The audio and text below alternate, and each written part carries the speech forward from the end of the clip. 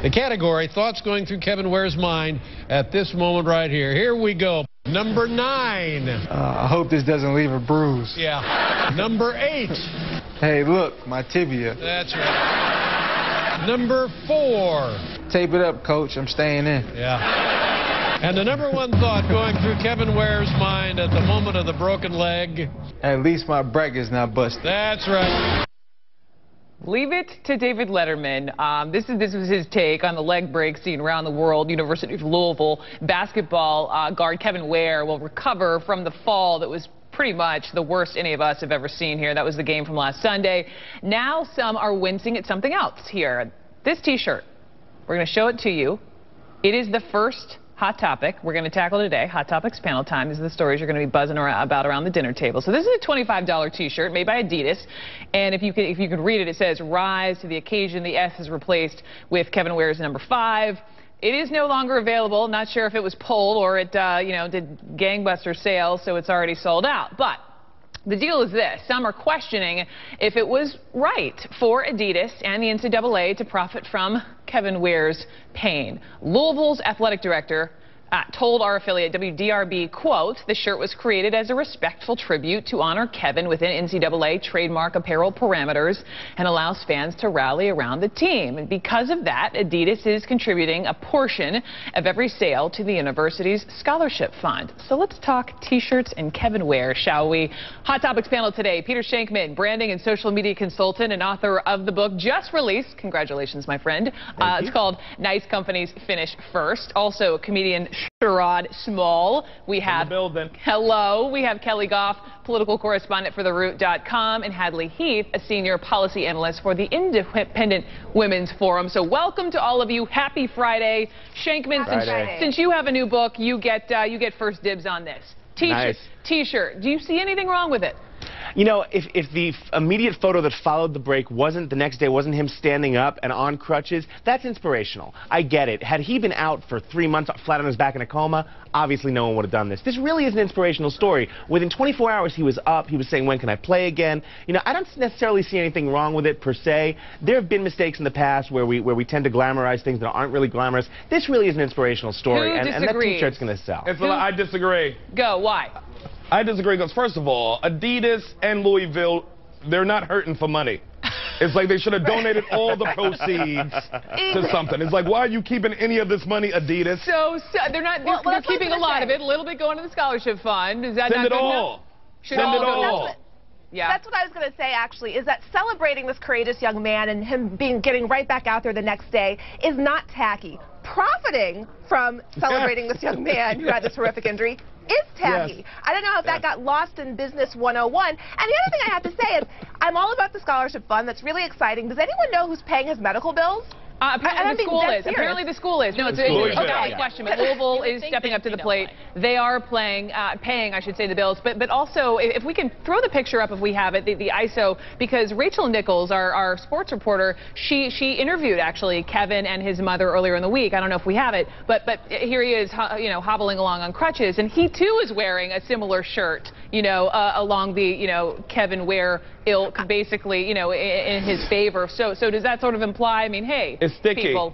Well, it's a sticky situation. I think it's a great shirt. It's a great product. Adidas is a for-profit company. A lot of people want to buy this shirt, so I think people want to honor Kevin Ware buying this T-shirt, wearing it. It's a great. The question is really who gets the money, right? And that's the question here. I wish Kevin Ware could get some of the money. But don't all of these schools? Listen, I went to Carolina. We may not be in the 4 this year.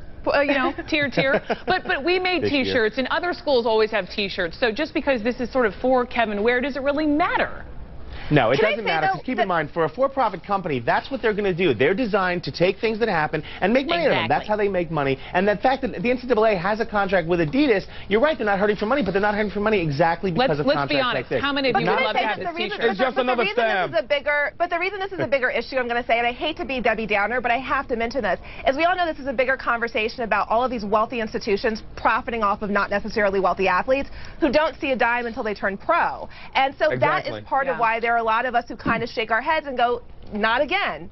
And that's why it's not sort of sitting well with some people. It's like these kids don't get salaries. These kids don't get paid for playing these games. They don't get paid for their likeness in video games. If the school didn't make the T-shirt, someone would have on Cafe Press, and then there would have been no money donated. I hear you. Let me just read this. This is from Adidas, and then I want to move on. Adidas, the Rise to the Occasion T-shirt was created at the request of the team and the university. We are happy to support Louisville fans who wish to honor a player and rally around the team during the most important moments of their season. Give them away for free. The T-shirt was intended as a respectful tribute, and because of that, a portion of every sale will go to the university scholarship fund. Moving on, because we have to talk about marriage. Jada Pinkett Smith and her husband Will Smith is his own man. This was her quote about him. So does that mean that the rumors are correct for years and years that they have an open marriage? And P.S., why should we care?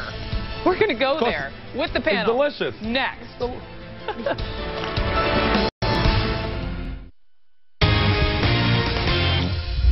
Back with Hot Topics panel. Let's talk about America's obsession with celebrity marriages for whatever reason here. And if there is one marriage people love to talk about, it is that of Will Smith and Jada Pinkett Smith. There have been all kinds of rumors during their marriage the past 15, 16 years, from how they raised their kids to the biggest one, their alleged open marriage. But are the rumors true? Well, Jada Pinkett Smith finally has an answer to that. She talked to Mark Lamont Hill, one of the hosts for Huffington Post Live. Take a listen.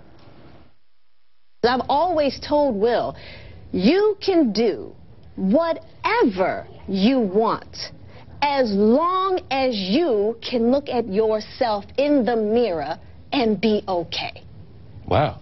Okay? Because at the end of the day, Will is his own man. I'm here as his partner, but he is his own man. He has to decide who he wants to be. And that's not for me to do for him. Want to open it up? Kelly, let's start with you. I know, I hear the laugh, Sherrod. I hear Kelly first on this one. Kelly, to you. Can you decipher what we just heard? I think the most shocking thing about this story is that Jada Pinkett's in her 40s. I missed that. She looks amazing. Okay, she's clearly pleading the fifth. Sherrod, tap dancing around this one? Sherrod, jump in. Listen to me. First of all, we're interested in this story because Jada and Will, I would date both of them. I wouldn't pick. Okay, I would date either one of them. That's not my question, Sherrod. But I'm just saying, America's interested in it because it's a sexy couple. They've been together for a long time. And people wonder, how do you keep the flames going? How do you keep it hot? Now we know. So now we know. They mix it up a little. So is that what it is? Because we started thinking of all these celebrity couples, right? You know, we were thinking of Angelina Jolie and Brad Pitt. We were thinking of Oprah and Stedman and why they hadn't been married, and the others why they hadn't been married, and this whole fascination with particular couples. Is it that we, as human beings, and not necessarily in the huge public spotlight as they are imperfect, and we hope that they are imperfect as well, and so we like to look at it? Here's what I see. Brooke, here's what I see. You got two people that have been married for years. You have their kids who look normal, who act normal. They're not running drugs. They're not running guns. You know, I'm having a kid in 3 weeks. I hope my kid is as normal as their kids. Let them do whatever they want. They're raising amazing kids. That's what matters.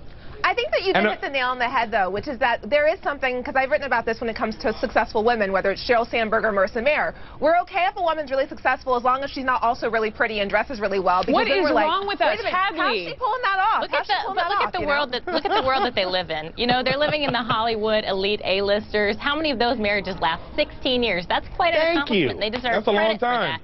You know, I'm afraid that we have this culture where we have to suspect that something terrible is going on behind the scenes if they seem successful in public. I say it's none of our business.